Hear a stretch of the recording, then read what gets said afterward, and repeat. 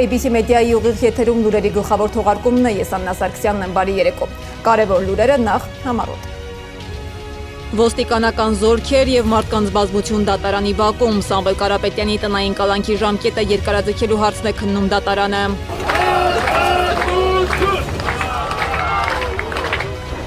Հայաստանի անվտանգության հարցը փորձագետների սեղանին, տարածաշրջանային լարվածության պայմաններում ինչպիսի հայեցակարգ է պետք Հայաստանին։ Դու պետք է դուրս գաս սիմետրիկ ստանդարտ մոտեցումներից։ Պայքար արժեքների շուրջ, պատմություն, ինքնություն, բանակ, ինչու են այս թեմաները դառնում քաղաքական պիտակավորման պատճառ։ Ալեն Սիմոնյանը կմեկնի Թուրքիա, ովքեր են պատվիրակության կազմում եւ ինչ օրակարգով են մեկնում Ստամբուլ։ Նոր սպառնալիքներ Միացյալ Նահանգներից, Պենտագոնի ղեկավարը հայտարարել է, որ շատ շուտով Իրանի բոլոր պաշտոնական կառույցները կոչնչացվեն։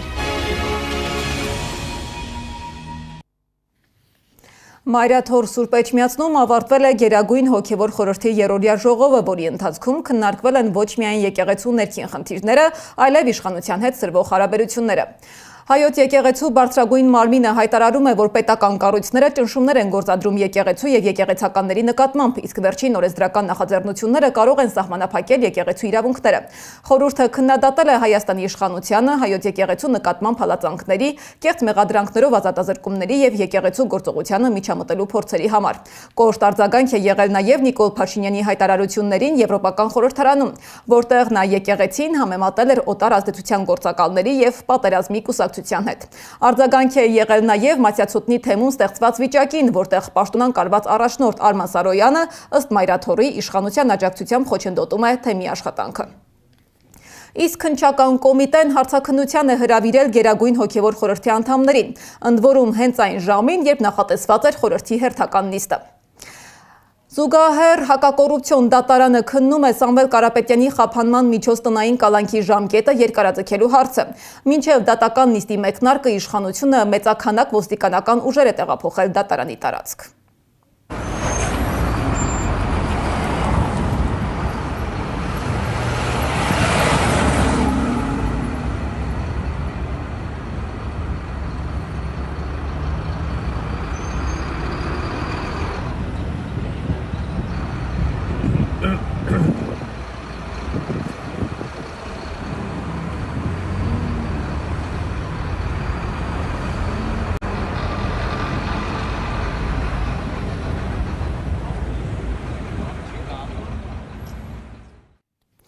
Բաքում հավաքվել են նաև Սամվել Կարապետյանի աջակիցները։ Դատարանի բակում է նաև նախկին վարչապետ Կարեն Կարապետյանը։ Լրագրողների հարցին, թե նրան առաջարկել են արդյոք գլխավորել ուժեղ Հայաստանի նախընտրական ցուցակը եւ դառնալ վարչապետի թեկնածու, պատասխանել է ոչ։ Իսկ Նարեկ Կարապետյանը հայտարարել է, որ Հայաստանի հաջորդ վարչապետը Սամվել Կարապետյանն է։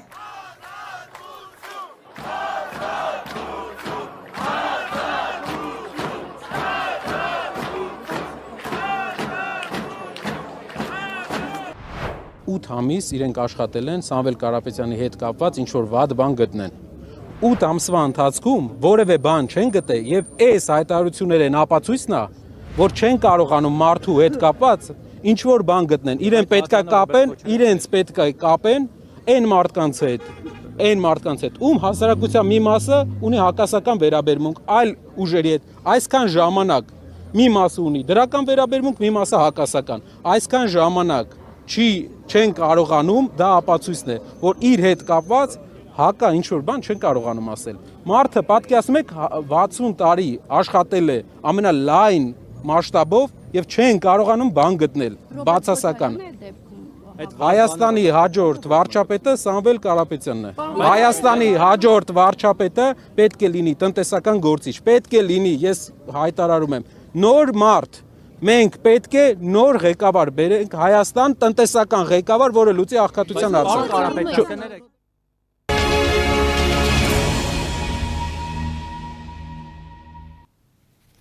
Ալեն Սիմոնյանը պատվիրակությամբ ապրիլի 16-ից 19-ը կլինի Ստամբուլում։ Մասնակցելու են Միջխորհրդարանական միության 152-րդ վեհաժողովի։ Պատվիրակության կազմում են Ալեն Սիմոնյանը, Սարգիս Խանդանյանը, Ծովինար Վարդանյանը, Հասմիկ Հակոբյանը, Դավիթ Առաքելյանը, Աշխեն Հայրապետյանը, Տիգրան Սեյրանյանը, Ալեքսանդր Մխիթարյանը, Մովսես Հարությունյանը, Մամիկոն Մարգարյանը, Աննա Հովակիմյանը, Դավիթ Հակոբյանը եւ Հրայր Քալաշյանը։ Սակայն հենց այդ ընթացքում Հայաստանում բորբոքվում է սկանդալ հայոց ցեղասպանության մասին գիտական համայնքի արձագանքի եւ պաշտոնակությունների վերաբերյալ։ Հայաստանի վարչապետը 3 խոստովանել է, որ ցեղասպանության թանգարան ինստիտուտի տնօրենը իր հորդորով է հեռացվել պաշտոնից, որովհետեւ համարձակվել է Միացյալ Նահանգների փոխնախագահին գիրք նվիրել, այն էլ ցեղասպանության ու Արցախյան հիմնախնդրի մասին։ Գիտնականները զգուշացնում են, խոսքը պարզապես պաշտոնակության մասին չէ, այլ ակադեմիական ազատության եւ պատմական հիշողության պաշտպանության։ Գառնի Մութաֆյանն է ներկայացնում։ Հարված մեր երկրի կարևորագույն ինստիտուտին ու փորձ փակելու մեր պատմության կարևորագույն էջերը։ Աշխարհի տարբեր երկրներից տասնյակ ցեղասպանագետներ մտահոգություն են հայտնել Էդիտա Գզոյանին հայոց ցեղասպանության թանգարան ինստիտուտի տնօրենի պաշտոնից ազատելու որոշման վերաբերյալ։ 30 հայ եւ օտարազգի ցեղասպանագետներ բաց նամակ են գրել Գզոյանին Փաշինյանի ճնշման եւ հարկադրանքի ներքո հեռացնելու հարցի վերաբերյալ։ Շեշտում են, կան բոլոր հիմքերը կարծելու, որ սա ավելի շատ վերաբերում է ոչ թե թանգարանին կառավարմանը, այլ թանգարան ինստիտուտի վերադասավորմանը, աշխատանք համապատասխանեցնելով աշխարհաքաղաքական առաջնահերթություններին։ Հայոց ցեղասպանության թանգարան ինստիտուտը պարզապես զբոսաշրջային վայր չէ, այն պատմական հիշողության եւ գիտական կենտրոն է, շղթման եւ խեղաթյուրման դեմ պաշտպանվածություն։ Դրա ղեկավարությունը պետք է պաշտպանված լինի քաղաքական միջամտությունից, այլ ոչ թե ենթարկվի դրան։ Դոկտոր Գզոյանի հարկադիր հեռանալը սարսափելի ուղերձ է հղում ամենուրեք գտնվող գիտնականներին եւ պատմաբաններին, որ մանրազնին հետազոտությունները եւ ճշմարիտ հիշողությունը կարող են փոխարինվել դիվանագիտական հարմարավետությամբ։ Մենք խստորեն կոչ ենք անում Հայաստանի կառավարությանը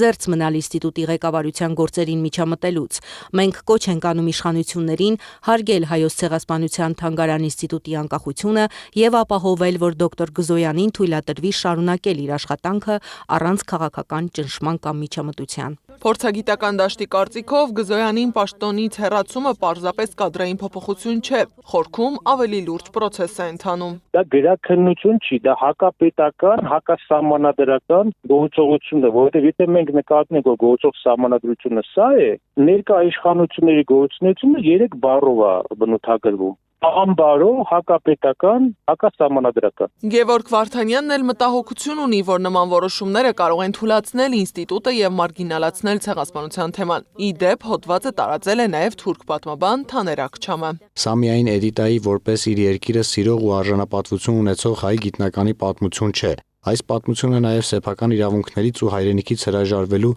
ու դրա հետ մեկտեղ Հայաստանում ակադեմիական անկախության, սպանության եւ գիտական մշակութային հաստատությունների խոցելիության մասին է։ Փաշինյանի որոշումը խախտում է գիտնականի ակադեմիական ազատությունը, համոզված է Գևորգ Ղուկասյանը։ Ակադեմիական ազատությունը, գիտական ազատությունը, թանգարանային գործին վերաբերող ազատությունը ճնշվում է եւ պետք է թանգարան ինստիտուտներ, ակադեմիական հաստատությունները կրկնեն պետական նարատիվները։ Սա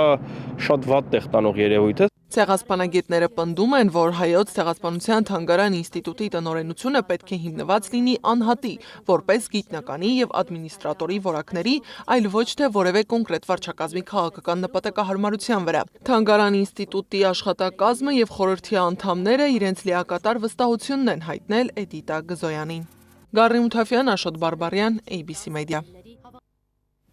Իդեպ այսօր հայտարարվեց, որ հայոց ցեղասպանության թանգարան ինստիտուտի տնօրենի ժամանակավոր պաշտոնակատար է նշանակվել Հրաչյա Թաշչյանը։ Կայացել է թանգարան ինստիտուտի հոգաբարձուների խորհրդի արտահերթ նիստ։ Հայաստանի հանրային դաշտում ազգային թեմաների շուրջ բանավեճերը նոր թափ են ստացել։ Պատմություն, ինքնություն, Արցախ, բանակ։ Սրանք թեմաներ են, որոնք մենք ընկալում ենք որպես ազգային արժեքներ, բայց այսօր այդ թեմաները հաճախ հայտնվում են քաղաքական կոշտ հակադրությունների կենտրոնում։ Արդյոք փոխվում է հանրային վերաբերմունքը ազգային գաղափարների նկատմամբ, թե համակարգված աշխատանք է տարվում այդ արժեքները նսեմացնելու համար։ Ինչու չի կարելի խոսել, Սվետլանա Պետրոսյանն է ներկայացնում։ Ռևանշիստ ես, ֆաշիստ, թե պատերազմ հրահրող։ Կախված է նրանից, թե ում կամ ինչի մասին ես խոսել։ Նժդեհի, Արցախի, բանակի, թե ազգային ինքնության։ Վերջին շրջանում պարզապես մեկ բառը կարող է դառնալ քաղաքական պիտակավորման պատճառ։ Այս պիտակները սոցիալական ցանցերում չեն հորինվել։ Իշխանական խոսույթն է հաճախ հենց այդ ձևով արձագանքում ազգային թեմաների շուրջ բարձրացված հարցերին։ Արարողակարգային նվեր տալ Արցախյան հիմնախնդիր թեմայով դա սադրանք է, քաղաքական սադրանք է։ Չի կարող այդպիսի բան լինել։ Հայաստանի Հանրապետության միջազգայինորեն ճանաչված տարածքում կա Արարատ եւ դա Արարատ խոշորացված համայնքն է եւ Արարատի մարզն է։ բայց Արարատսար Հայաստանի Հանրապետությունում չկա։ Շուշի մեկ դժբախտ, դժգույն քաղաք էր, մեզ պետք էր Շուշին։ Facebook-ում տարածվում է մի գրառում, որում թվարկված են այն թեմաները, որոնց մասին խոսելիս մարդը կարող է արագ պիտակավորվել։ Գրառման հեղինակը թվարկում է մի շարք հարցեր, նշելով, որ տարբեր թեմաների շուրջ կարծիք արտահայտելը երբեմն ընկալվում է ոչ թե որպես կարծիք, այլ որպես քաղաքական դիրքորոշում։ Ցանկը երկար է։ Արցախի անունն ես տալիս, ռևանշիստ ես եւ նախկինամետ։ Անվտանգությունից ես մտահոգվում, պատերազմ հրահրող ես, արյուն ուզող։ Ցեղասպանության մասին ես խոսում, ագրեսոր ես, հարևանիդ հանդեպ պահանջատեր։ Արարատի կողմ ես նայում, ուրիշի տարածքի վրա աչք ունեցող ես։ Պատմությունից ես մեջբերում անում, ազգայնամոլության քարոզիչ ես։ Բանակի հզորացումից ես խոսում, տարածաշրջանը պայթեցնող ես։ Ընդդիմադիր KGB-ի լրտես ես 5-րդ շարասյուն։ Եկեղեցուց եւ կրոնից ես խոսում, հետադիմական ես, հանցագործ ու մութ ուժերի գործակալ։ Հաղթանակներից ես հիշեցնում, դժբախտ ու դժգույն ֆանտազիոր ես։ Ազգային շահից ես խոսում, հակահեղափոխական ես ու աշխարհի խաղաղության խոչընդոտ։ Սփյուռքի հետ կապից ես խոսում, դրսի փողերով երկիրը խառնող ես։ Պետական խորհրդանիշներից ես խոսում, դատարկ սիմվոլների հետևից ընկած ռոմանտիկ ես։ Շատ օգտատերեր նշում են, որ հասարակական դաշտում տարբեր կարծիքներ ներկայացնող մարդիկ արագ դասակարգվում են քաղաքական կամ գաղափարական ճամբարների մեջ։ Քաղտեխնոլոգ Կարեն Քոչարյանը նշում է, որ այս սպիտակները պատահական չեն։ Իշխանական խոսույթը հաճախ այս ձևով է արձագանքում ազգային թեմաների շուրջ բարձրացված հարցերին։ Իսկ ինչ է կատարվում այս իշխանության օրոք։ Փորձում են ընդհանրապես ջնջվել, ավելին ես կարծում եմ, եթե այսպես շարունակվի, դա կդառնա նաև արդեն հետապնդման առիթ։ Քոչարյանը նաև հիշեցնում է վերջին շրջանում քննարկված որոշ թեմաներ, այդ թվում Ցեղասպանության թանգարան ինստիտուտի տնօրենի պաշտոնանկության շուրջ ձևավորված աղմուկը։ 8 տարի է բևեռացված եւ գնալով ավելի բևեռացվում է։ Նման բանավեճերը միայն կարող են ռեզոնանսի տեսքով արդեն այն ինչ որ եղավ հետո, այդ հայտարարությունից հետո, որ իր խնդրանքով է հեռացվել, քանի որ տվել է, բերեց ավելի միասնության, գոնե առողջ ուժերի միասնության, մտածող ուժերի միասնության։ Մինչդեռ երգչուհի երգահան Լիլիթ Բլեյանը կարծում է, հասարակությունը բևեռացված չէ, այն մանիպուլացված է։ Չկա առողջ հասարակական ներհանրային բանավեճ, չկա ազնիվ բանավեճ, որովհետև ազնվությունը ենթադրում է, որ մարդիկ տիրապետում են իրական ինֆորմացիային, որ մարդկանց տրվում է վերլուծելու հնարավորություն, որ հանրային ռեսուրսները, որոնք ինֆորմացիայի եւ վերլուծության պիտի ծառայեցվեն, դրանք հավասարապես բաշխվում են տարբեր մտածող շրջանակների միջև, որոնք կարող են իրենց կարծիքը եւ վերլուծությունները եւ մտահոգությունները փոխանցել հանրությանը։ Բլեյանը նշում է, որ Հայաստանում արկա բևեռացումը հաճախ սխալ է ընկալվում։ Մարդիկ այն անվանում են քաղաքական, մինչդեռ իրականում խնդիրն ավելի խորքային է։ Ներկայիս իշխանությունը ըստ նրա մանիպուլատիվ մեթոդներով իրականացնում է ցանկությունները։ Մենք քաղաքական process-ի չենք սպայնականատես, մենք ականատես ենք, նորից ասենք, պետության կառավարման ղեկը ինչ-ինչ մանիպուլատիվ մեթոդներով վերցրած եւ այդ ղեկը չհանձնող որևէ պայմանով մի խմբի ցանկությունների հետ։ Քաղտեխնոլոգն էլ նկատում է, որ հասարակության ամենազգային խումբը երիտասարդներն են։ Արարատի թեման երբ բացվեց, մոտ 1 տարի առաջ էր, եթե չեմ շփոթվում, ամենաշատը երիտասարդությունը ռեակցիա տվեց, բացասական ես նկատի ունեմ։ Իսկ քաղաքական խաղերից վեր հարցը այն է, թե ինչ կմնա, եթե մեր արժեքները աստիճանաբար ջնջվեն հանրային դիսկուրսից։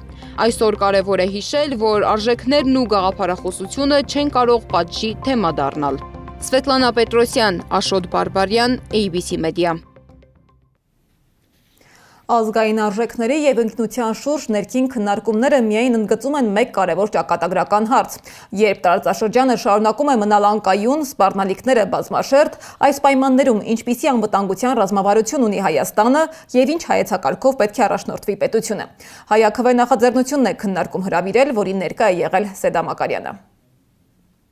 Ազգային անվտանգության ինչպիսի հայեցակարգ է պետք Հայաստանին։ Այս հիմնարար հարցին պատասխանելու համար քննարկում էր կազմակերպել ՀԱՅԿՎ նախաձեռնությունը։ Քննարկումը կառուցված էր 3 առանցքային ուղղություններով՝ ռազմաքաղաքականություն, էներգետիկ եւ տնտեսական անվտանգություն, ոլորտներ, որոնք միասին ձևավորում են պետության դիմադրողականության հիմքը։ ՀԱՅԿՎ խորհրդի անդամ Ավետիք Քերոփյանը ներկայացրեց այն սկզբունքները, որոնք նախաձեռնության համոզմամբ պետք է ձևավորեն Հայաստանի ազգային շահերի շրջանակը։ Այն ինչ որ մեզ փորձում են ներկայացնել որպես թուլությունը պաշտպանության ռազմավարություն, դրի հակառակն է պետք։ Խաղաղությունը, որը մենք ձգտում ենք, ապահովում է առաջին հերթին անվտանգությամբ, ոչ թե հակառակը։ Քերոփյանի խոսքով հատկապես ճգնաժամային իրավիճակներում առանցքային նշանակություն ունի հանրային համերաշխությունը։ Հենց այն է բարձրացնում պետության դիմադրողականությունը։ Այնուհետ քննարկումը շարունակվեց պանելային ձևաչափով։ Մերձավոր արևելքում լարվածությունը հասել է վտանգավոր աստիճանի, ասում է ռազմական գործիչ ՈՄԱ-ի հիմնադիր Վովա Վարդանովը, անդրադառնալով տարածաշրջանային իրավիճակին։ Նրա կարծիքով մտահոգիչ է ոչ միայն տարածաշրջանի անկայունությունը, այլև Հայաստանի իշխանության, նաև ընդդիմության թույլ արձագանքը տեղի ունեցող զարգացումներին։ Այն վտանգները, որ մեզ սպառնում է, Իրանի հետ պատերազմով սկսում է։ Այդ վտանգը դա չի միայն։ Հիմա ենթադրենք բանա ցամաքային օպերացիա սկսի Իրանի դեմ, որտեղից է սկսելու։ Միակ ուղղությունը Թուրքիայի կողմից է, Թուրքիա եւ ասենք Բաքվի հանրապետություն։ Միակ ուղղությունը, ուրիշ ուղղություն չկա, որտեղ ինքը թիկունքից հարվածներ չի ուտելու այդ կոալիցիան, որը որ հարձակվել է բանի վրա, Իրանի վրա։ Իսկ համոզված եք, որ Թուրքիան կամ ասենք Բաքվի թուրքերը պայման չեն դնի, որ Տրամփ ջան մեզ մի 3 տարով Սյունիքը ամբողջությամբ տրամադրի արենդայով, մենք էլ հայերին 200 դրամ ամիսա մետրին փող կմուծենք, թուրքական ռազմական կառավարության տակ Սյունիքը ո՞նց եք պատկերացնում։ Ոչ մի քայլեր չկա, ոչ մի տեղից։ ՀԱՅԿՎ նախաձեռնության համակարգող Ավետիք Չալաբյանը նշում է, ներկայացված հայեցակարգը կարող է վերածվել գործնական ռազմավարության։ Նրա խոսքով, եթե ներքին ներուժը որոշ փուլերում բավարար չլինի, Հայաստանը կարող է օգտվել նաև միջազգային փորձից եւ կրթական պաշարից։ Մեր պատմության մեջ ամենամեծ թռիչքները որպես կանոն եղել են այն կառավարիչների կողմից, որոնք դրսում կրթություն կամ փորձառություն են ձեռք բերել, ինչպես օրինակ Արտաշես առաջինը, որը Սելևկյան զորավար էր, Տիգրան Մեծը, որը Պարթևյան արքունիքում պատանդ էր, Տրդատ առաջինը, որը ընդհանրապես Պարթևյան արքայազներ եւ այլն, կամ Լուսինյանները, որոնք ֆրանսիացի էին ցակումով եւ Կիպրոսից եկան Կիլիկյան կառավարելու։ Քաղաքագետ Աբրահամ Գասպարյանը սակայն հակադարձում է տարածված այն կարծիքին, թե Հայաստանում ռազմավարական մտածողություն չկա։ Նրա համոզմամբ նման պնդումը ոչ թե իրականության գնահատական է, այլ սեփական ժողովրդի ներուժը չճանաչելու հետևանք։ Մենք ավելի շատ կաղում ենք տակտիկայից։ Մենք իրար հետ լեզու գտնել չենք կարողանում։ Այս ռազմավարության հայեցակարգը, որը գրված է, դրա վառապացույցն է, որ մենք կարող ենք շատ լավ հեռանկարային մտածել, թե ինչպիսին պետք է լինի, բայց մենք գործիքակազմը, որով մենք այդ հարցերի պատասխանը կտանք, թե ինչպես պետք է լինի, այդտեղ կաղում ենք։ Սոցիոլոգ Արթուր Աթանեսյանն էլ խոսեց մեկ այլ կարևոր բաղադրիչի մասին՝ մարդկային ռեսուրսի կառավարման։ Նրա խոսքով իրական առաջընթացի համար անհրաժեշտ է նախևառաջ իրատեսորեն գնահատել սեփական հնարավորությունները եւ այդ հիմքի վրա կառուցել արդյունավետ համակարգեր։ Եկեք մենք մեզ օբյեկտիվ գնահատենք մեր կարողությունները։ Շնորհակալ լինենք մեր մեծերին, բայց ռեալիստ լինենք եւ հասկանանք, որ մենք այսքանը կարող ենք, այսքանը չենք կարող եւ չենք կարողացել երբեք եւ սկսենք էֆեկտիվ ոչ վնասելով մեզ մեր ինքնությանը, բայց էֆեկտիվ լինել։ Նախաձեռնության համակարգող Ավետիք Չալաբյանը նշեց ազգային անվտանգության հայեցակարգի վերաբերյալ մշակված փաստաթուղթը շուտով ամբողջ բովանդակությամբ հասանելի կլինի հանրությանը։ Անի Աբաղյան, Սեդա Մակարյան, Մհեր Դավթյան, Գեղամ Ղազարյան, ABC Media։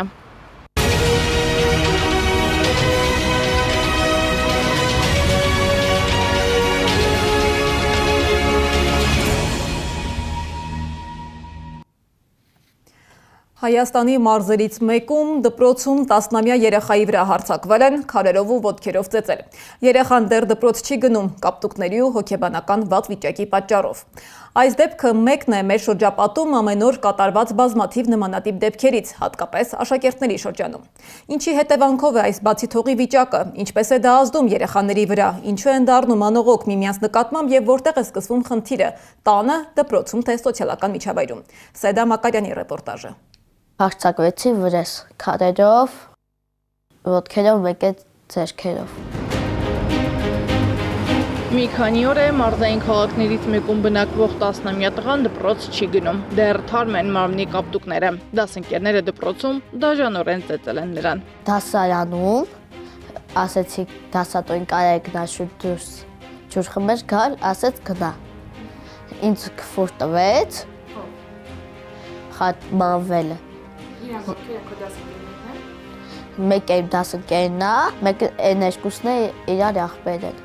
Երեքով։ Հա։ Դու գնում էի ճանապարհին քեզ տեսա։ Հա։ Հետո Ու հարձակվեցի վրես։ Ինչու են քեզ հարվածել ու հայհոյել հարցին պատասխանում է, չգիտեմ։ Առաջին անգամ ուսուցիչներն են միջամտել ու կանխել, երկրորդ անգամ դպրոցից տուն գալու ճանապարհին են տղային կանգնեցրել, քարերով ու ոտքերով հարվածել։ Հարվածի հետքերը տղայի մեջքին, գլխին ու դեմքին դեռ թարմ են։ Ուսուցիչները դե ընդեղ կանխեցին, ասեցին սաղ ժամին մեզ հսկեր են, հետո տուն գալուց հարձակվեցին վրես։ Տղայի ցավը միայն ֆիզիկական չէ, վիրավորանքը չի մարսում, ականջներից դուրս չեն գալիս դասընկերների բառերը։ Թենց Այդ չարաբաստիկ օրը տուն է վերադարձել Առնաշաղախ, մայրն է լեղապատար դիմավորել որդուն ու տեղափոխել հիվանդանոց։ Էլ դաժանծեց, էլ դանակահարություն ու թմրանյութի գործածում, գրեթե ամեն շաբաթ դպրոցներից նոր սահմռկեցուցիչ պատմություններ ենք լսում։ Ինչու են պատանիները դարձել անողոք միմյանց նկատմամբ, որտեղ է պետք փնտրել խնդրի ակունքը՝ տանը, դպրոցում, թե մեկ ուրիշ տեղ։ Առաջին հերթին երկրում տիրող մթնոլորտը, մենք շատ լավ գիտենք, որ այս իշխանությունները եկան, բաժանեցին սևերի սպիտակների, առաջացավ խիստ այսպես տարբերակում եւ սկսվեց ատելության մթնոլորտը գեներացվել։ Դրանից հետո պատերազմը եղավ, վաճառքը եղավ հայրենիքի ու Արցախի եւ այս ամենը ծնեցին արդարացի ընդվզումներ, վրեժի զգացում, իսկ այդ ատելություն, այս բոլորը չար էներգիա են ստեղծում, որոնք ենթագիտակցական մակարդակում չէին կարող չազդել երեխաների վրա։ Երկրում տիրող քաոսն է արտացոլվում դպրոցներում, ասում է Հայասպետ դպրոցի տնօրեն Կարին Տոնոյանը։ Քայքայվելու ուղիղ արտացոլանքներից մեկը այսօր մեր մանուկների, մեր երեխաների, պատանիների, երիտասարդների շրջանում, վերջին անգամ հիշում եք նաև գյուղակազմիայի դիմաց ինչպես էին ծեծել երիտասարդի, տարածված այս դաժանությունն է, որովհետև երկիրը վերածվել է մարդը մարդուն գայլ է այդ ջունգլիների օրենքը եւ ով ուժեղ է, այսինքն ով ճնշում է, ով բռնանում է, ով ավելի բիրտ է, ավելի դաժան է, այլ տիրում է սկզբունքը։ Ինչպես հասարակության դեգրադացված բարքերը, պարտվածի սինդրոմն ու վրեժխնդրության զգացումն են ազդում երեխաների հոգեբանության վրա, այնպես էլ համացանցում տարածվող բռնության կոչերն ու տեսարանները, ասում են մասնագետները։ Երբ երեխաները տեսնում են, որ ուժը խնդիր լուծելու միջոց է, նույն մոդելն իրենք են կիրառում, պնդում է կրթության փորձագետ Ատոմ Մխիթարյանը։ Ատելությունը, ատելության խոսքը, նույն բանը մենք կարող ենք տեսնել սոցիալական հարթակներում։ Այնտեղ էլ բոլորը երեխաներ չեն, իսկ սոցիալական հարթակներում որևէ մեկը իրեն չի զսպում, որպեսզի, ասենք, մրցակցին, ասենք, հակառակորդին, թշնամի հո չեն, այդ մարդիկ բոլորը հայերեն են խոսում եւ ըստ էության նույն հասարակության անդամներն են, բայց ինչպիսի ջանասիրությամբ իրար վրա կարող են ցեղ շպրտել, հայհոյ է։ Բևեռացված եւ ագրեսիվ հասարակության շերտերում է թաքնված այսօրվա դեռահասների դաժանությունը։ Մխիթարյանը ըստ էության շարունակում է Տոնոյանի միտքը։ Ագրեսիան հասարակության մեջ կուտակվում է տարբեր բաղադրիչներից ելնելով, մասնավորապես օրինակ, ընդհանուր սոցիալ-հոգեբանական վիճակ հասարակության։ Ուրեմն աղքատության շատ բարձր մակարդակ, որովհետեւ շատ ժամանակ հասարակության մեջ այդ ագրեսիան առաջանում է, երբ որ նորից աղքատներն են շատ եւ հարուստները ծայրահեղ շատ են։ Ում դիմել, ինչպես պաշտպանել սեփական երեխային, տուժածի հայրը չգիտի։ Միայն մի բան է անցնում մտքով՝ համարժեք պատասխան տալ։ Հետո ինքն իրեն սաստում է։ Հարցն այդպես չի լուծվի։ Ես միշտ եղել եմ իմ երեխուն, իմ տղուն, որ խոսքի մի կռվի, մի բան արա, պետք չի կարելի ոնց ասեմ, կոպիտ ասած։ Ինքը հա չի բան, բայց ինչեւ եղել է, չեմ ասեմ, երեխան դիկարվի, ամեն ինչ էլ, բայց ոչ դերկասիկ։ Երեխայի ծեծով միջադեպը չի վերջացել։ Բանը հասել է ծնողներին։ Բռներար տղաների մայրը սպառնացել է ծեծվածի ընտանիքին։ Կինս տեսել է ճանապարհին, անգամ քաշելասրո տղա ջան, խես արի։ Ուշումներ տարբեր ձևով, բան։ Քորփա, երրորդ դասարան երեխաներ սկսեց։ Երկրորդ անգամ ասեց չի կարելի։ Էլի սկսեց։ Ես գնացի դպրոցում ասեցի սենցա։ Հետնել հաթաթային, լավ են կարե, մեզ ոչ բան չեն կարա անի։ Տուժածի ծնողները պահանջում են դպրոցից հեռացնել այն աշակերտներին, որոնք ծեծել են իրենց որդուն։ Ասում են, ուսուցիչները չեն կարողանա այդքան աշակերտի վերահսկել։ Դրանով այլ մարմիններ պիտի զբաղվեն։ Իսկ ինչ են մտածում դպրոցում։ Կրթության, գիտության, մշակույթի եւ սպորտի նախարարությունը թույլ չտվեց զրուցել տնօրենի հետ։ Վստահեցրեց, գործին չխոչընդոտելու նպատակով են արգելում։ Քրեական վարույթ է նախաձեռնվել։ Սեդա Մակարյան, Էդիկ Մալաքյան, Գեղամ Ղազարյան, ABC Media։